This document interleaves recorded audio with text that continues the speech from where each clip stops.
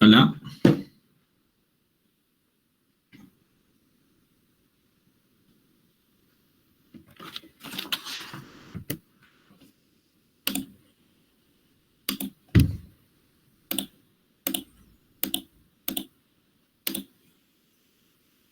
¿Se escucha, chicos, mi audio?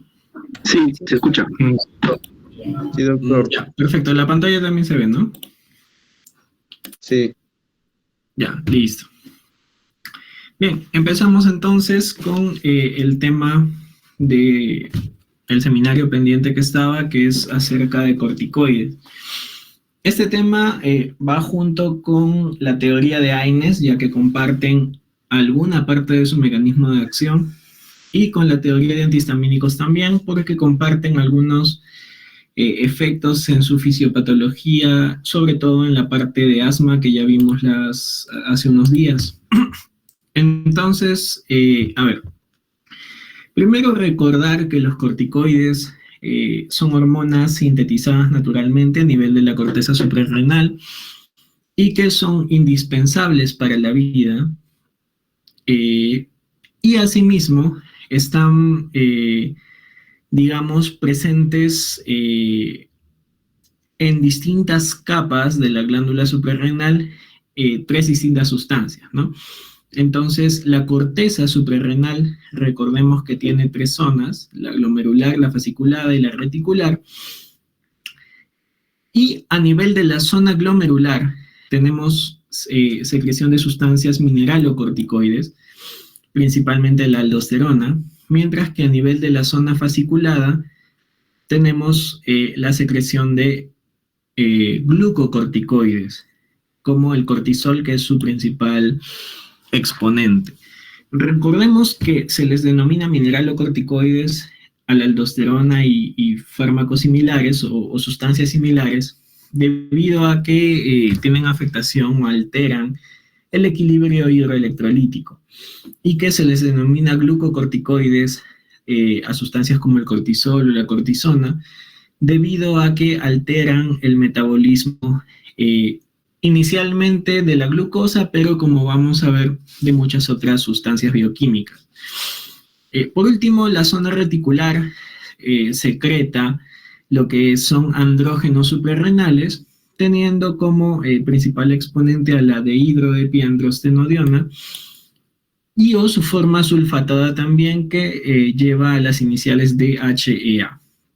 Entonces, teniendo en cuenta esto, vamos a evaluar algunas sustancias que tienen tanto efecto glucocorticoide y o efecto mineralocorticoide, con la finalidad de poder combatir distintas patologías, sobre todo inflamatorias, ya que recordemos que los corticoides tienen un efecto antiinflamatorio muy potente, ¿no? De hecho, recordemos que dentro de los antiinflamatorios tenemos dos grupos. El primero, que son los corticoides, y el segundo, que son los AINES, que justamente tienen un nombre curioso, ¿no? Antiinflamatorios no esteroideos. O sea, mejor dicho, es todo el montón que no son corticoides. Entonces, he ahí su importancia farmacológica de este grupo. Tenemos que recordar también que estos corticoides son parte de un eje de regulación, ¿no? Que es el eje hipotálamo, hipófisis y corteza suprarrenal, y que tienen como principal estímulo de secreción las situaciones de estrés, ¿ok? El estrés, principalmente estrés fisiológico. Ojo, eso no debemos olvidarnos. Asimismo, recordemos que hay un punto de conexión que tiene mucho que ver con el sistema cardiovascular, y es que el estrés dispara la secreción de glucocorticoides. Sin embargo, el otro efecto que estamos viendo y que no lo podemos dejar de lado, la acción mineralocorticoide, es liberada mediante el sistema de renina, angiotensina y aldosterona, teniendo como último efector a la aldosterona, que es la sustancia mineralocorticoide por excelencia. Y acuérdense que este sistema de renina, angiotensina, aldosterona es principalmente o tiene como principal estímulo a la concentración osmótica, es decir, a la osmolaridad, lo cual genera el disparo de renina a nivel del túbulo distal. Sin embargo, en su escala, digamos, fisiológica, la renina estimula la conversión de angiotensinógeno en angiotensina 1. Esta angiotensina 1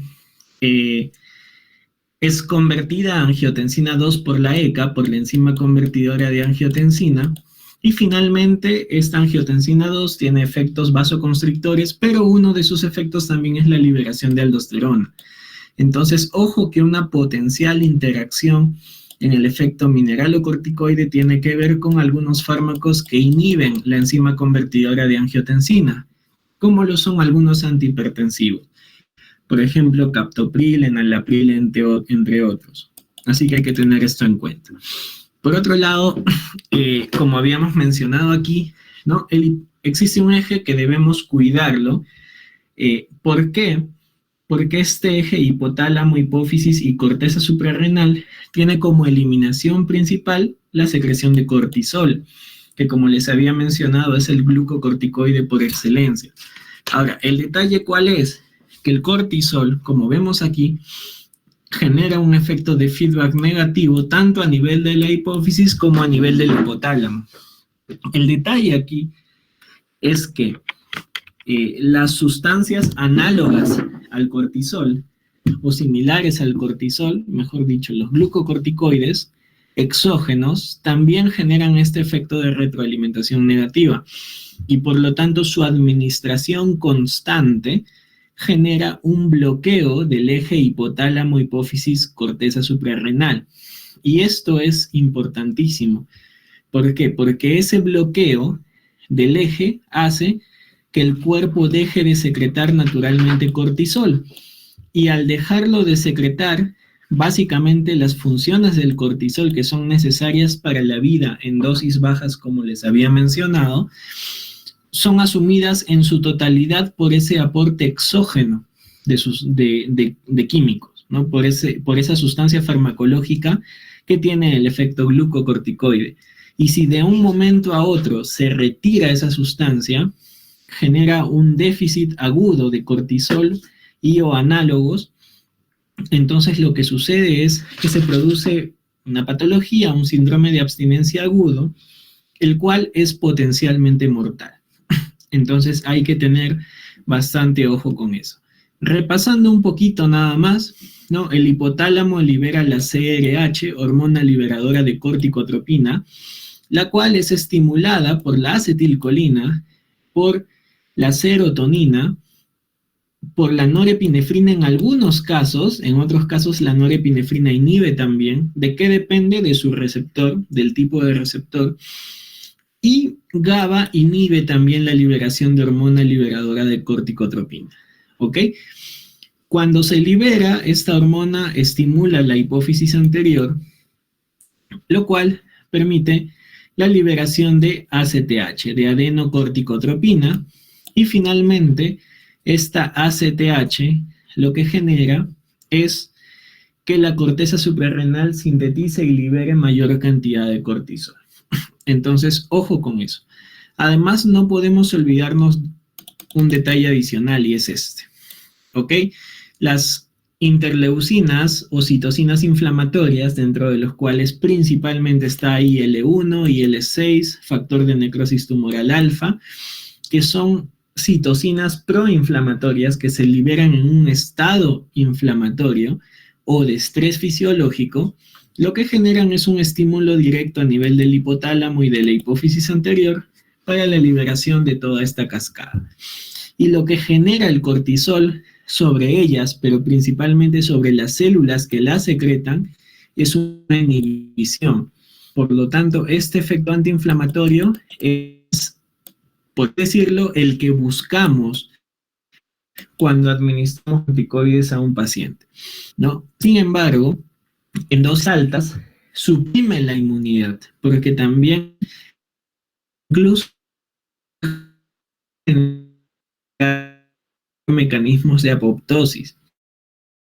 Hay que tener sumo cuidado con eso. No, básicamente en 3 situaciones clínicas principalmente. ¿No? La primera es como un antiinflamatorio, ojo, como un antiinflamatorio potente.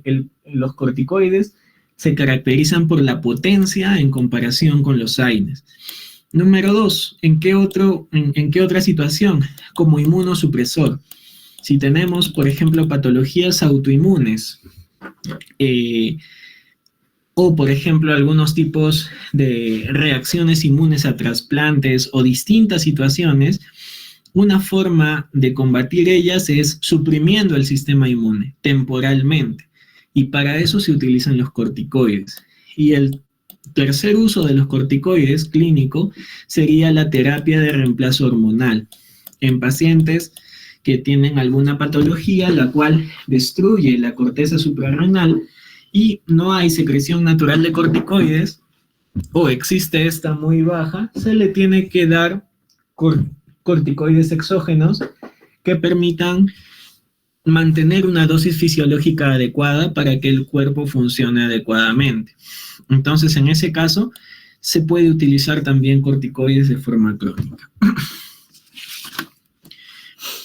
Muy bien. Ahora, el mecanismo de acción de los corticoides se divide en 2 partes y ya habíamos hablado un poquito de esto la semana pasada porque también vimos corticoides inhalados. Entonces, ahora lo vamos a ver de forma un poquito más amplia. Los mecanismos de acción son de 2 tipos. El primero es una acción directa y lo segundo es una acción indirecta. En consecuencia, la acción directa será rápida a corto plazo, mientras que la acción indirecta será a largo plazo. En esta lámina vamos a ver su efecto indirecto, lento, a largo plazo.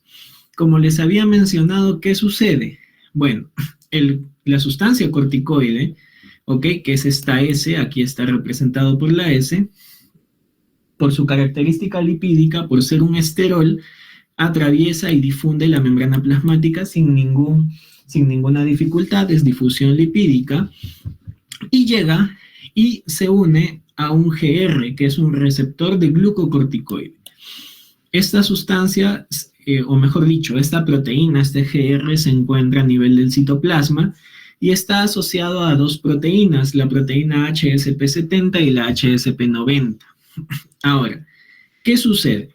En su estado natural, este receptor de glucocorticoides está inactivo y asociado a estas 2 proteínas. Cuando se le une la sustancia corticoide, este receptor se activa y se disocia de las 2 HSPs, como lo vemos en esta zona. Entonces, una vez que está disociado de estas proteínas y conjugado con el glucocorticoide, atraviesa la membrana nuclear y se acopla a unas secuencias de ADN, llamados GRE, elemento de respuesta a glucocorticoide.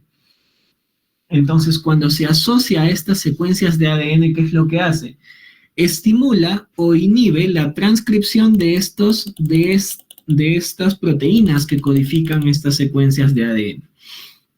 Lo estimula, habíamos visto, mediante la acetilación, mediante un complejo de histona acetilasas, y lo desestimula mediante las desacetilaciones de estas secuencias. Mejor dicho, las inhibe mediante las desacetilaciones. Entonces, el detalle es que mediante estos mecanismos estimula o inhibe la transcripción génica. ¿Ok? ¿En qué caso se estimula? Estimula la producción de sustancias antiinflamatorias, como por ejemplo, ¿cuál? Por ejemplo, la interleucina 10. E inhibe la producción de sustancias proinflamatorias, como las que habíamos visto hace un momento, interleucina 1, interleucina 6, TNF-alfa, entre otros. ¿Ok? Por otro lado, ¿qué cosas inhibe también? No solo citocinas, sino también inhibe la producción de algunas enzimas, ¿Como cuáles? Como la COX, por ejemplo, 2, la ciclooxigenasa 2, que generaba todas las prostaglandinas que ya han visto o como parte del mecanismo de acción de los AINES. Entonces potencian el efecto de un AINE inhibiendo la producción, la síntesis de la enzima COX-2, inhibe también la síntesis de enzima óxido nítrico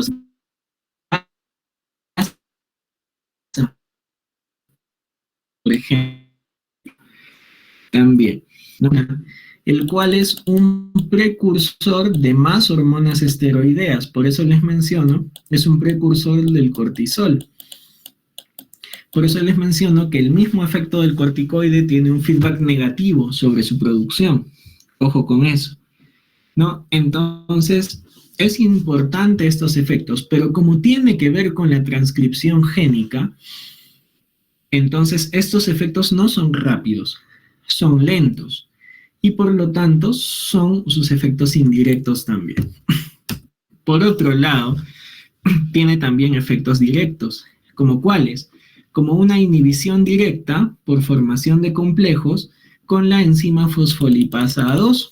Se une proteína con proteína. Entonces, volvamos acá, ¿no? La unión, ¿dónde está mi mouse? Aquí. La unión del corticoide a su receptor forma unión de una sustancia lipídica con una proteína. Este complejo no solamente atraviesa el núcleo, sino que de forma directa inhibe una enzima que es la fosfolipasa A2 e inhibe asimismo otra enzima que son las ciclooxigenasas. Entonces, eso es lo que vemos aquí. No olvidemos, en la formación de prostaglandinas, que son la base del mecanismo de acción de los AINES, que tenemos fosfolípidos de membrana, los cuales dentro de sus cadenas tienen a ácido araquidónico, y normalmente la vía del ácido araquidónico es la siguiente. La fosfolipasa A2 libera este ácido araquidónico de los fosfolípidos, la cual después es sintetizada es manipulada por al menos dos enzimas. Las ciclooxigenasas que generan prostaglandinas, prostaciclinas, tromboxanos, y las lipooxigenasas que principalmente generan leucotrienos. Ambos, leucotrienos, prostaglandinas, tienen efectos inflamatorios. Entonces no nos olvidemos que los AINES, ¿qué es lo que inhiben? Las enzimas ciclooxigenasas. Entonces actúan a este nivel. Sin embargo, los corticoides bloquean directamente esta vía de ácido araquidónico, pero a un nivel superior, que es a nivel de la fosfolipasa A2. ¿Ok? Y asimismo, de forma directa también, ese complejo inhibe las ciclooxigenasas. Entonces tienen dos puntos de inhibición, un punto antes donde es mucho más amplio su efecto. Por ende, su efecto es más potente, más amplio y más duradero también. Entonces, ojo con eso. Este es el mecanismo directo y de forma indirecta también inhibe la inflamación, como ya lo acabamos de ver hace un momento. ¿Ok? Muy bien. Ahora, existen receptores de glucocorticoides prácticamente en todas las células del cuerpo. ¿Ok? Tienen un efecto sistémico total. Sin embargo, cuando se administran fármacos de tipo corticosteroides, lo que se genera son algunos cambios en distintos sistemas que son mucho más evidentes que en otros. Vamos aquí a mencionar algunos cambios, los más relevantes, por supuesto, porque esto es sumamente amplio. ¿Ok? A nivel de metabolismo, tiene su principal efecto. El primero es a nivel de la glucosa, por ende se llaman glucocorticoides. Y a nivel de la glucosa, genera varias cositas, ¿no? Primero, inhibe la glucólisis. Estimula la gluconeogénesis y estimula la glucogenólisis. Entonces genera todos estos cambios. ¿Qué hace inhibiendo la glucólisis? Que la glucosa que existe no sea asimilada o degradada por los diversos tejidos. Estimulando la gluconeogénesis, lo que hace es que se produzca más glucosa a partir de otros sustratos, como proteínas o lípidos. Y estimulando la glucogenólisis, lo que hace es que el glucógeno que se encuentra reservado en el hígado se libere a la sangre en forma de glucosas. En síntesis, mejor dicho, en resumen, que generan un aumento de glucemia. O sea que los niveles de glucosa en sangre crezcan, sean superiores. ¿Ok? Segundo, número 2, tenemos a nivel de lípidos y tercero a nivel de proteínas. En el caso de los lípidos, lo que genera es la lipólisis, o sea, la degradación de lípidos, lipólisis. Mientras que a nivel de proteínas genera proteólisis, o sea, ambos se degradan, proteólisis. Ambos se degradan, las grasas y las proteínas. ¿Para qué? Para darle sustratos a la gluconeogénesis y que a raíz de ellos, de los ácidos grasos y de los aminoácidos, sintetice nuevas moléculas de glucosa. Entonces, eso es lo que genera a nivel del metabolismo. A nivel hidroelectrolítico, hay que recordar que, si bien es cierto, la aldosterona es el mineralocorticoide por excelencia, pero todos los corticoides, incluyendo el cortisol, tienen un efecto mineralocorticoide también en paralelo. Entonces, en ese caso, ¿qué generan o qué se genera a nivel hidroelectrolítico? Recordemos las acciones de la aldosterona. Reabsorbe una sustancia, o mejor dicho, dos sustancias, y secreta una sustancia. Reabsorbe sodio y, por consecuencia también, si se reabsorbe más sodio, se reabsorbe más agua. ¿Y qué se secreta? Se secreta potasio y se secretan iones hidrogeniones. Entonces, genera una mayor cantidad de sodio en conjunto con una mayor reabsorción de agua y una eliminación de potasio en conjunto con una eliminación de hidrógeno. Por otro lado, hay una sustancia más. ¿Qué cosas más? Pero aquí inhibe la reabsorción de algo, que es el calcio. ¿Ok? Entonces genera una pérdida de calcio. ¿Por qué? Porque el riñón ya no lo reabsorbe en el túbulo distal y también el intestino no absorbe la misma cantidad de calcio que antes. Por lo tanto, genera un déficit de calcio a nivel del organismo. Ojo con eso porque va a fundamentar alguna de las complicaciones o reacciones adversas de los corticoides. A nivel del sistema cardiovascular, ¿qué es lo que está generando? Básicamente, como se retiene mayor cantidad de sodio y de agua, se desarrolla a largo plazo una hipertensión arterial y también directamente el efecto mineralocorticoide genera fibrosis cardíaca. Ojo con eso, fibrosis cardíaca. Muy bien. Ahora, por otro lado, genera una mayor reactividad del músculo liso a sustancias vasoconstrictoras. Es decir, si por ejemplo, antes de los corticoides, el músculo liso de las arterias reaccionaba a la epinefrina, la norepinefrina, la dopamina, la angiotensina 2, haciendo vasoconstricción, ahora esa vasoconstricción será más intensa todavía. Entonces, maximiza la respuesta del músculo liso a sustancias vasoconstrictoras. Ojo con eso también. En el sistema muscular, ¿qué genera? Miremos más arriba. El músculo, ¿qué son? Muchas moléculas proteicas, ¿cierto? ¿Qué le hace a las proteínas? Las proteínas las degrada. Entonces, ¿qué hace con el sistema muscular? Genera adelgazamiento del músculo, pero sobre todo genera debilidad muscular y fatiga. Debilidad muscular y fatiga. No, esto por dos mecanismos. El primero, por disminución del potasio. Acuérdate que se elimina potasio del organismo. Entonces la hipocalemia genera calambres y debilidad muscular. Ojo con eso. Y lo segundo, la proteólisis, la destrucción proteica, que genera miopatía esteroidea. Miopatía esteroidea. Que básicamente es que los músculos disminuyen su tamaño, se vuelven más delgados, menos fuertes y se cansan más rápido. ¿Por qué? Por la destrucción de todo este aparato de actina y miosina que contienen los músculos. ¿Ok? A nivel del sistema nervioso central se ha visto que también tiene efecto en el comportamiento. Primero, algo curioso, recién hace poco descubierto, es que genera sensación de bienestar. Entonces, le das, por ejemplo, un corticoide a un paciente y no lo ha sanado, porque, ojo, el corticoide solamente desinflama, pero el paciente se siente mucho mejor, ¿no? Te adora como médico porque se siente al día siguiente como si estuviera sano. El detalle es que no está sano totalmente, solo es un efecto temporal. ¿Ok? Ojo, se genera sensación de bienestar, está demostrado ya con estudios esto. Lo segundo es que genera una hiperactividad del sistema nervioso central, genera ansiedad, inquietud, y en algunos casos extremos se ha logrado ver cuadros de psicosis también con el uso de corticoides. Entonces hay que tener en cuenta también este detalle. ¿Ok? En el sistema hematológico genera algunas alteraciones también. A nivel de glóbulos rojos genera una policitemia, o sea, aumento del número de los glóbulos rojos, mientras que a nivel de los glóbulos blancos genera una disminución de todos los glóbulos blancos en general, excepto uno, que son los neutrófilos.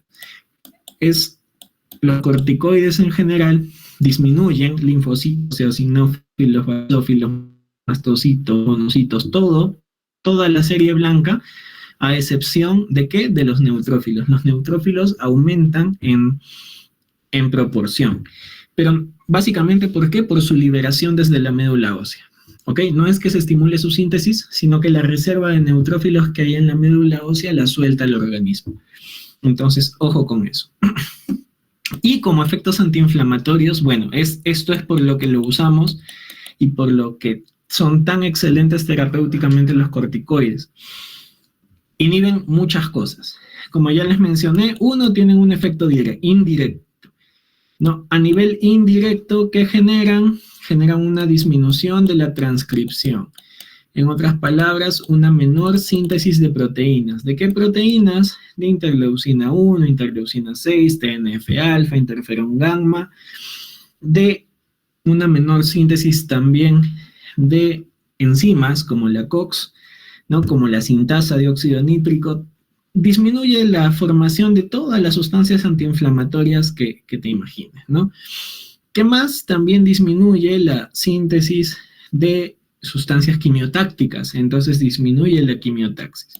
Número 2, tiene un efecto directo, ¿no? Y como parte de su efecto directo era la inhibición directa de la fosfolipasa A2, de la ciclooxigenasa, entre otros, ¿ok?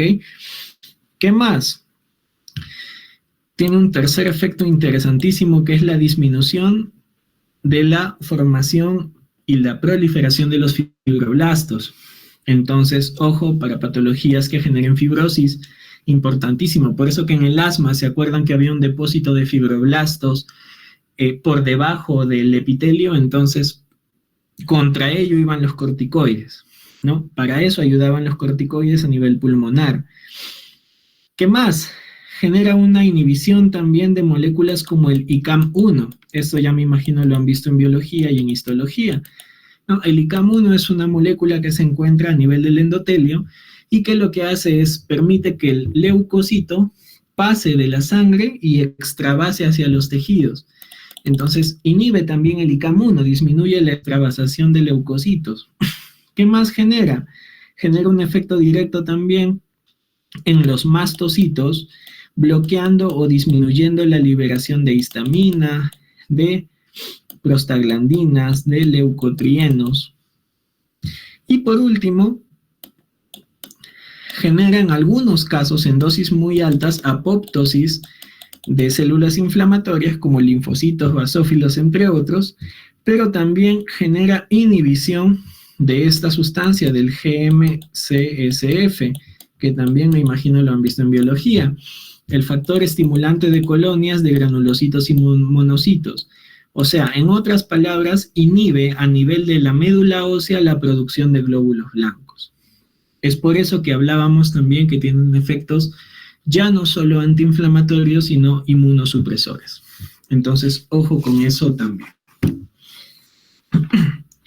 A nivel de la farmacocinética, lo primero que debemos recordar es que estas sustancias comparten entre ellas, miren, aquí vemos algunas sustancias, hidrocortisona es un fármaco, la cortisona es una sustancia que se sintetiza naturalmente, y la aldosterona también es el mineralocorticoide natural por excelencia. Pero como vemos, comparten todas ellas una misma cadena que es esta que estoy sombreando, ¿ok? Que es un compuesto químico base sobre el cual se añaden algunos radicales que cambian en algunas cositas, ¿no? Y justamente estos radicales son los que generan la diversidad de sustancias que tenemos. Ahora, es este complejo químico que tenemos, o mejor dicho, que tienen los corticoides en común entre ellos, tiene un nombre que muchas veces preguntan, que es el ciclopentano peridrofenantreno. Entonces, ojo con eso de ahí también, que es, digamos, la estructura base del corticoide y sobre el cual se añaden diversos radicales que generan toda la diversidad de fármacos. A nivel farmacocinético, ¿qué debemos recordar? Número 1, el tema de la absorción. ¿Ok? Acuérdense del ADME. Liberación va a depender netamente del fármaco, de si le doy una cápsula, un jarabe, o si le pongo una ampolla es distinto, ¿no? Pero lo que nos interesa ya es la absorción. ¿Qué sucedía con la absorción? La absorción se produce a nivel sistémico y se produce casi con todos los corticoides. Incluso, recordemos la clase anterior, los corticoides inhalados, después de llegar al epitelio alveolar y tener su efecto, se absorbían a nivel alveolar hasta un 20% de la dosis que administrábamos. Entonces, ojo con eso también. Prácticamente casi todos los corticoides, por más tópicos que tengamos, van a pasar en una proporción a la sangre. Entonces, tiene absorción sistémica, básicamente desde distintos sitios de acción. Incluso, algunos corticoides que se aplican como en zonas muy alejadas, como por ejemplo en las articulaciones, cuando hacemos una infiltración de la articulación, también se absorben a nivel sistémico. Entonces, ojo que la vía común es que casi todos no se acumulan localmente ni actúan localmente, sino que se absorben después de su efecto local. Ojo con eso, es importantísimo. Incluso, como les digo, aquellos que se aplican en las articulaciones a nivel de infiltración, aquellos que se aplican como gotas oftálmicas también se absorbe, aquellos que se aplican como corticoides inhalados también se absorben, aquellos que se aplican como crema también logra absorberse. Por supuesto, el porcentaje de absorción es mucho menor que si le damos pastillas de corticoides, pero en comparación con otras sustancias que también se administran por estas vías, la mayoría de ellas no se absorbe sistémicamente, en cambio los corticoides sí. Y estoy haciendo bastante énfasis en esto. ¿Por qué? Porque, por ejemplo, el uso prolongado de una crema, el uso prolongado de una gota, de gotas oftálmicas, el uso prolongado de inhaladores nasales, el uso prolongado de infiltraciones podría generar el síndrome de Cushing. Ojo. No, pero ¿sabe qué? No, solamente se aplicaba gotas oftálmicas, pero lo he estado usando un año. Entonces, no había motivo, no, sí había motivo para que haga esta complicación. ¿Ok? La absorción sistémica es importantísima. Ahora, la unión a proteínas como parte de su distribución. La unión a proteínas es amplia también, es en un 90% a más dependiendo del tipo de corticoide. Y básicamente tenemos dos sustancias, o mejor dicho, dos proteínas a las cuales se unen. La transcortina o proteína ligadora de corticoides, la CBG, globulina, binding de ligadora y C de corticoides, ¿ok? La CBG, proteína ligadora de corticoides o también llamada transcortina, y la albúmina. Ojo que la albúmina es el mayor porcentaje. ¿Por qué? Porque la albúmina de por sí es súper abundante en la sangre. Pero la que tiene más afinidad es la CBG. Más afinidad. ¿Ok? Muy bien. Metabolismo. Tenemos un metabolismo de fase 1 y un metabolismo de fase 2. No nos olvidemos de eso. En el metabolismo de fase 1 puede suceder activación o inactivación. ¿En qué casos se activa el fármaco? Cuando son profármacos. Por ejemplo, la prednisona, su metabolito activo es la prednisolona.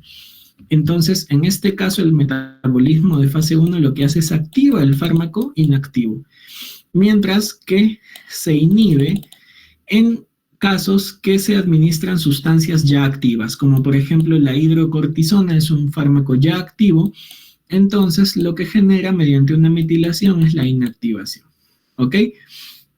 En lo que corresponde al metabolismo de fase 2 es importantísimo y crucial. Recordemos que los corticoides, con la estructura que tienen, son sustancias lipídicas. Atraviesan la bicapa lipídica tranquilamente porque son, en otras palabras, esteroles, grasas. ¿Ok? Entonces, el detalle aquí es... el detalle aquí es el siguiente, que son grasas. Y para eliminarse, acuérdense que un metabolito tenía que ser hidrofílico, tendría que ser acuoso para que se elimine por la orina o por la bilis, ¿no? Entonces, este paso es fundamental, se produce mediante la conjugación con sulfato o con ácido glucurónico, como ya lo hemos visto en clases previas, más que todo con ácido glucurónico, y lo que te permite es la excreción, ¿no? Porque de una sustancia lipídica lo convierte a acuosa para que pueda ser eliminado mediante un líquido corporal. La excreción prácticamente casi el 100% es a nivel del riñón. O sea, aquí no se elimina por la bilis, por las heces, por el sudor, no. Exclusivamente es una eliminación renal. Entonces hay que tener en cuenta eso, y para que se elimine por el riñón es importantísimo el metabolismo de fase 2. Ojo en ese caso, pacientes con patología hepática, hay problemas con el metabolismo, ¿ok? Sobre todo con el de fase 2 que se da en el hígado. Bueno, el de fase 1 también, pero el de fase 2 se le da en el hígado. Entonces va a suceder, tú a un paciente con patología hepática le darías prednisona, que es inactivo. No, mejor darles un metabolito activo, la prednisolona, que también es fármaco, ¿no? ¿Por qué? Porque la fase 1 va a estar afectada. A un paciente con patología hepática, ¿tú qué esperas? ¿No? Que el corticoide no se conjugue adecuadamente y se acumule en la sangre, ¿no? Que podría llegar a tener dosis tóxicas, incluso con dosis que un paciente normal tolera bien. O igual en el caso de un paciente con patología renal, con problemas de riñón. Entonces, es un fármaco a tener mucho cuidado y mucha consideración en estos aspectos.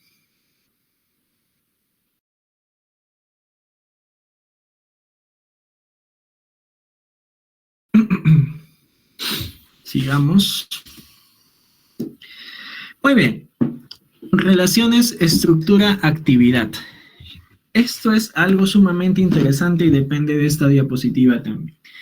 Como les había dicho, la adición de estos radicales, que son ligeramente diferentes en algunos casos, ¿ok? La adición de estos radicales lo que generan básicamente es cambios farmacocinéticos, pero también cambios farmacodinámicos. ¿Por qué?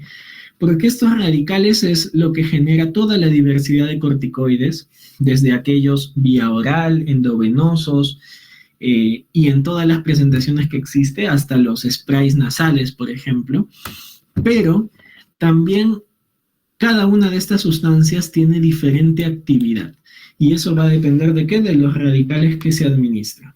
¿Y en qué se refleja terapéuticamente? En esto que vamos a ver acá. Y esto es importante que lo sepan, ¿ya? Incluso se les va a preguntar de esto seguramente. Cada fármaco, cada corticoide, aquí están los más frecuentes, tiene una potencia antiinflamatoria, voy a cambiar de color para que se vea, una potencia antiinflamatoria y una potencia, acá dice de retención, pero realmente es su potencia mineralocorticoide. Mineralocorticoide. Entonces, ojo con esto, ¿ok?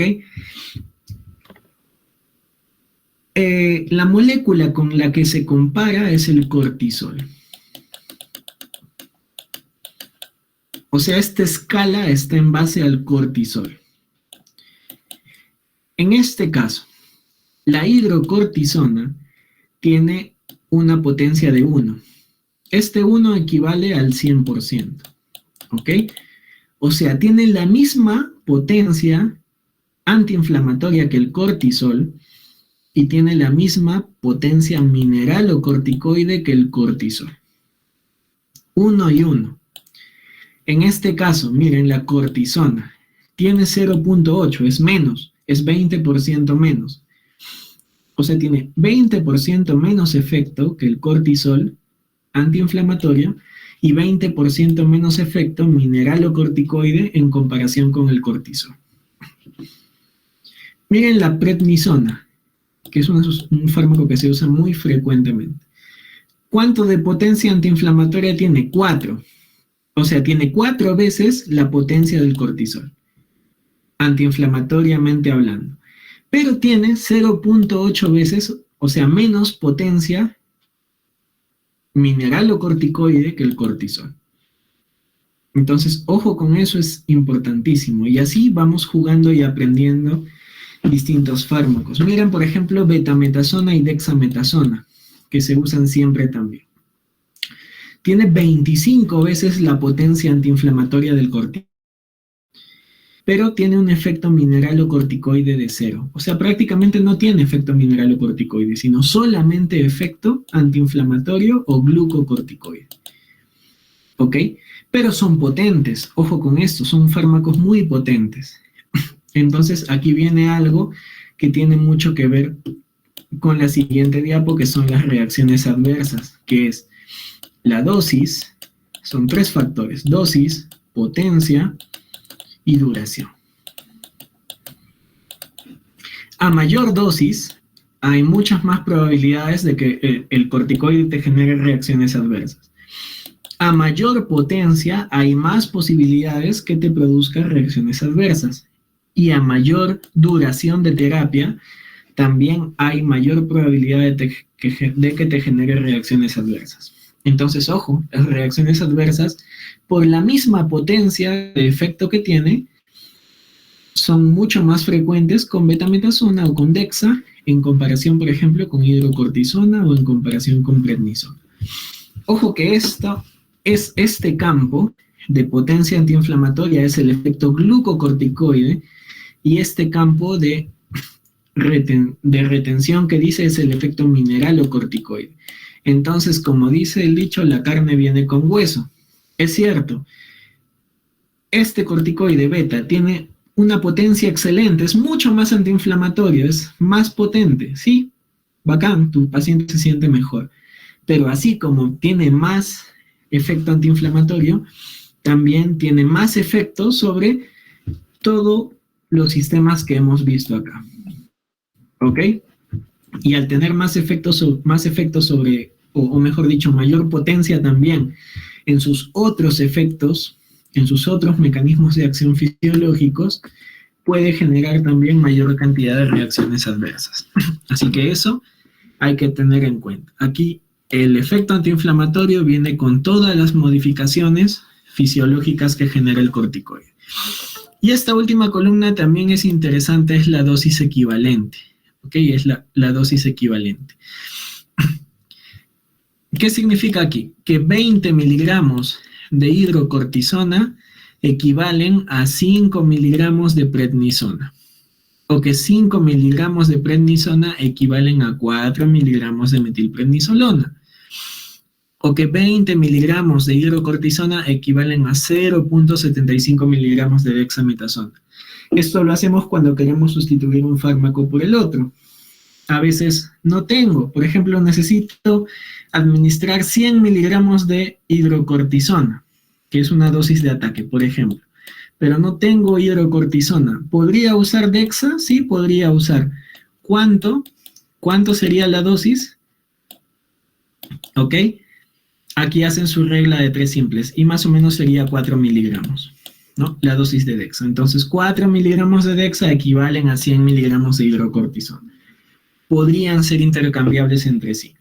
Y eso tienen que saberlo porque muchas veces las indicaciones se realizan en función a la hidrocortisona, ¿no? Y por ejemplo te dicen, Si el paciente, por ejemplo, hay alguna guía de práctica clínica que te dice, si el paciente recibe más de 20 miligramos de prednisona durante 3 meses, le haces examen de ojos, por ejemplo. Y tú dices, chévere, ¿no? Pero mi paciente no estaba recibiendo predni, estaba recibiendo dexametasona. Aplica lo mismo solamente con la equivalencia de dosis. Para eso es importante esto también. Ojo con eso. ¿Ok? Muy bien. Por último, las reacciones adversas tenemos de 2 tipos. Uno, cuando le damos mucho o por mucho tiempo corticoides al paciente, que sería uso continuo. Y lo otro, cuando le estamos dando por un buen tiempo y de un momento a otro se lo retiramos. ¿Ok? Que es el retiro súbito. El retiro súbito ocurre usualmente con tratamientos mayores o iguales a 2 semanas. Entonces, todo paciente que tengas con más de 2 semanas, con 2 semanas o más de tratamiento con corticoide, tu retiro tiene que ser desescalonado. Y existen guías también que te dicen cómo debes irlo bajando poco a poco. O sea, no significa, está tomando 2 pastillas de prednisona al día y tú le dices, señora, mañana ya no tomen nada. Ahí estás a punto de matar a tu paciente. ¿Ya? Su retiro es escalonado. Vas reduciendo la dosis unos días, luego bajas un poco más la dosis, otros días más, y así sucesivamente hasta que finalmente poquito a poquito se queda sin tomar el corticoide. Algunos te mencionan incluso que entre 1 a 2 semanas hay riesgo de que suceda esto. Ningún estudio hasta la fecha te dice que tratamientos menores a 1 semana generan esta reacción. O sea, tú tranquilamente podrías darle hasta 1 semana al paciente su tratamiento y luego decirle, está tomando 7 días, ya al día 8 ya no tomes tu pastillita o ya no te inyectes el medicamento. ¿Por qué? Porque menos de 1 semana hasta el momento no hay ningún reporte de esta reacción adversa.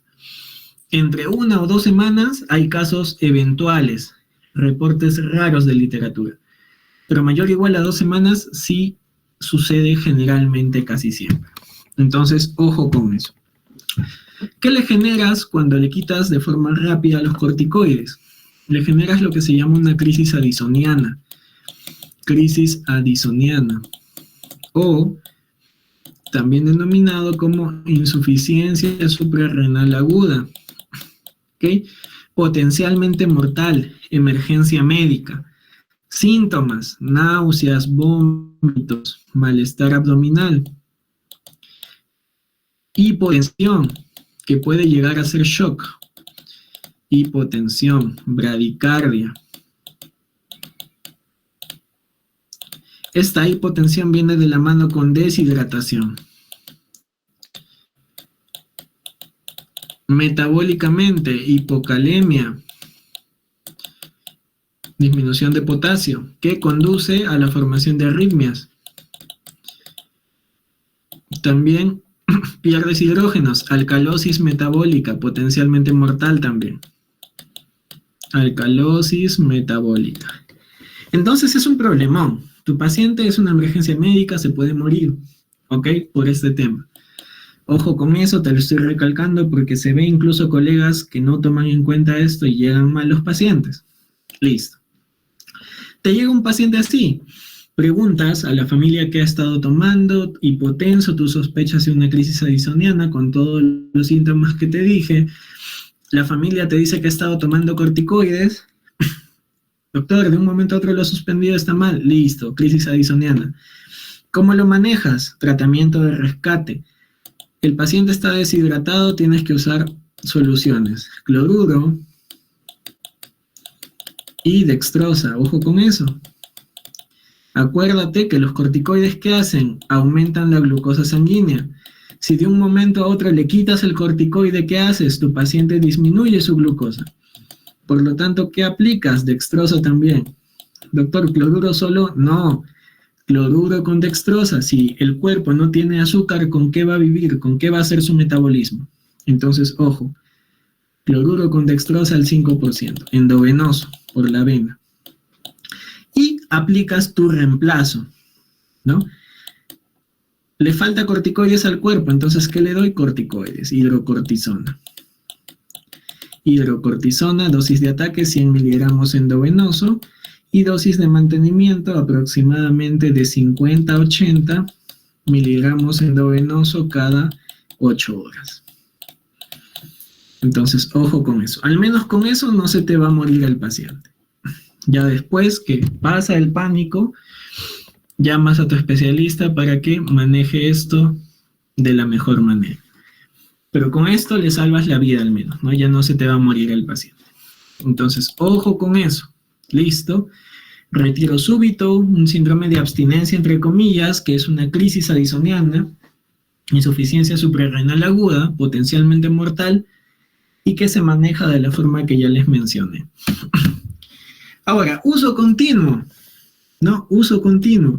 Cuando le das al paciente corticoides 3 meses, 6 meses, 1 año, como les mencioné, 3 elementos: dosis, duración y también influye el fármaco. ¿Por qué? Por la potencia que estás utilizando. ¿Ok? Por la potencia. ¿Qué sucede con el uso continuo? Todos los efectos metabólicos que les mencioné se potencian. En el caso de metabolismo, tu paciente puede desarrollar diabetes mellitus. ¿Por qué? Porque se eleva la glucosa sanguínea. Puede generar dislipidemias, aumento de colesterol, aumento de triglicéridos. ¿Por qué? Porque las reservas de grasa en el organismo se están disolviendo y liberando ácidos grasos a la sangre. ¿Para qué? Para que tu cuerpo genere más glucosa. Entonces, ojo con eso. Ojo con eso. ¿Ok? Muy bien. Fluidos y electrolitos. Aumenta el sodio, aumenta el agua. Un aumento de volumen, retención de líquidos, edemas. ¿Ok? ¿Qué más? Disminuye el potasio. Hipocalemia. ¿A qué conduce? A arritmias potencialmente mortales y a debilidad muscular. Asimismo, alcalosis metabólica. ¿A qué puede conducir? Náuseas, vómitos, entre otras cosas más. Entonces, afectaciones de fluidos y electrolitos, ya saben también. ¿Qué sucede con la respuesta inmune? Te tumba la inmunidad del paciente el corticoide. ¿Qué puede suceder?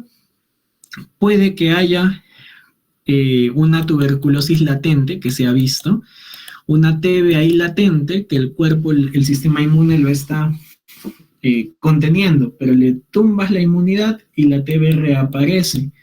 ¿Qué otra cosa puede haber también? El paciente puede ser más susceptible a infecciones, o las infecciones que tenga pueden ser más severas también.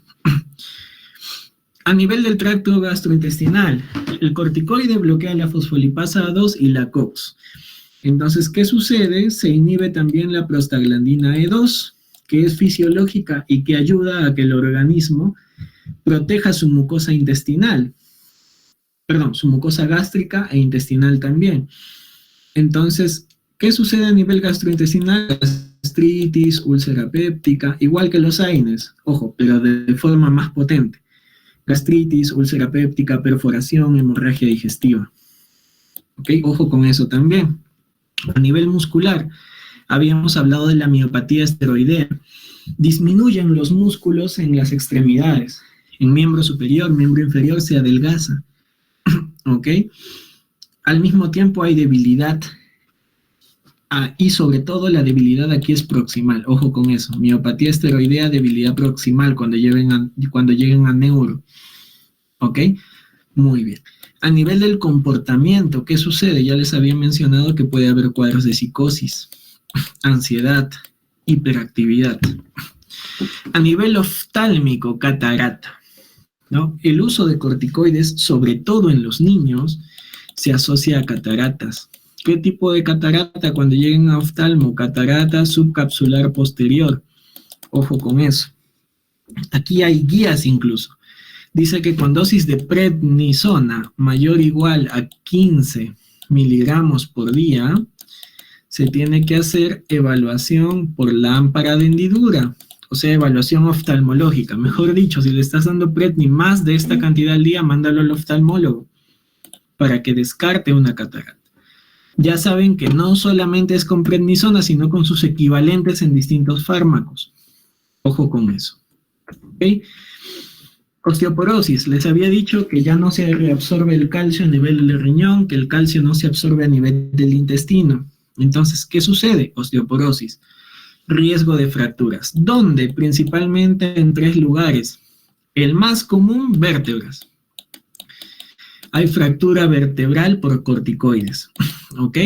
El segundo más común, costillas. Y el tercer lugar más común, en cresta ilíaca.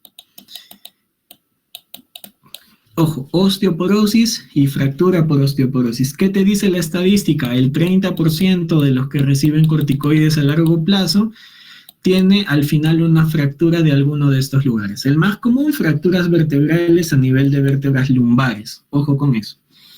¿Ya? Perfecto. ¿Qué más? Incluso acá también hay una guía, ¿no? Y te dice que con dosis de prednisona mayor o igual a 5 miligramos por día por un periodo de 3 meses, debes pedirle al paciente densitometría ósea para descartar osteoporosis, ¿no? Ojo con eso, importantísimo también. Osteonecrosis es una complicación severa. Básicamente, ¿qué sucede? Paciente está tomando corticoides, de un momento a otro siente un dolor en alguna articulación. El sitio más frecuente, cabeza de fémur, es decir, en la articulación coxal, ¿ok? Necrosis de cabeza de fémur. El segundo sitio más frecuente, cabeza de húmero, dolor en el hombro. Y el tercer sitio más frecuente, fémur distal, dolor a nivel de la rodilla. Dolor súbito. ¿Qué sucede? Por algún motivo, aún no muy bien establecido fisiopatológicamente, se suprime el flujo sanguíneo a estas regiones y se genera una necrosis avascular de esta parte del hueso. Y cómo se evidencia con dolor, limitación al movimiento articular súbito en un paciente que está tomando corticoides. Ojo con eso. La mayoría de pacientes, por no decir todos, van a cirugía para reemplazo de esta zona muerta. Ya se murió el hueso, no hay nada que hacer ahí. ¿Okay? En los niños, importante porque son asmáticos y muchas veces reciben corticoides, ¿no? Incluso con dosis bajas, retraso del crecimiento. Entonces, ojo con eso también, importante. ¿Ok? Ojo con algo. Hablando de todas estas complicaciones, tú le das al paciente corticoide por un tiempo. Te genera una complicación. Si retiras el corticoide, la gran mayoría de estas complicaciones revierten, pero no totalmente, sino parcialmente, reversión parcial. O sea, mejor dicho, una parte del daño que ya le hiciste, por más que le quites el corticoide, ya no revierte. Así que bastante ojo con esto, ¿ok? Bastante ojo con esto. Algunas recomendaciones finales antes de pasar. A ver. Número 1, lo ideal es tratamientos breves menores a 1 semana, ¿ok? Casi nunca se ha visto problemas con tratamientos de este tipo y con dosis adecuadas, tampoco no te excedas en la dosis. Tratamientos en dosis única nunca se han reportado hasta el momento efectos adversos, o sea que le pongas una ampollita o una sola dosis, que es lo que usualmente hacemos, son muy buenos cuando se utilizan de esta manera. En algunos casos, sí o sí necesitas tener tratamientos a largo plazo. Por ejemplo, en pacientes con artrosis, en pacientes con enfermedades autoinmunes, ¿no? Son patologías que sí o sí va a tener que tomar sus corticoides por muy buen tiempo. Entonces, ¿qué haces en estos casos en los que no puedes evitar eso? Número 1, tienes que reducir la dosis al mínimo efectivo posible, a la dosis mínima aceptable. Y lo segundo es que tienes que utilizar la sustitución con otros fármacos, ¿no? Existen fármacos que se denominan ahorradores de corticoides, o sea que disminuyen la inmunidad por otras vías y te permiten disminuir la dosis de corticoides. En el caso del asma, por ejemplo, el LABA es un ahorrador de corticoides, ¿ok? En el caso, por ejemplo, de la artritis reumatoide, el metotrexate, o en otras patologías autoinmunes, ¿no? El metotrexate es un ahorrador de corticoides, ¿no? En el caso de patologías dolores crónicos, artritis y otros, por ejemplo, los AINES también, ¿no? Si bien es cierto, el uso crónico de AINES te genera como principal efecto adverso la gastritis, pero no es tan complejo como todas estas alteraciones en el metabolismo. Y por último, no olvidemos que la primera causa de síndrome de Cushing, la más importante, la más frecuente causa de síndrome de Cushing, ¿cuál es? La administración de fármacos. El darle al paciente corticoide exógeno. Muy bien, entonces creo que este ha sido un súper resumen del tema de corticoides en farmacología. No sé si alguien tiene alguna pregunta.